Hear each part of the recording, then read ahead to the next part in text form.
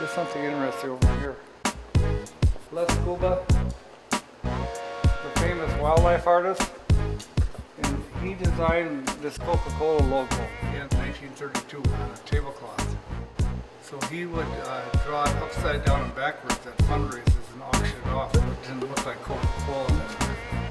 I've got some of this other wildlife stuff. He always had birds or dead trees or something in his wildlife stuff.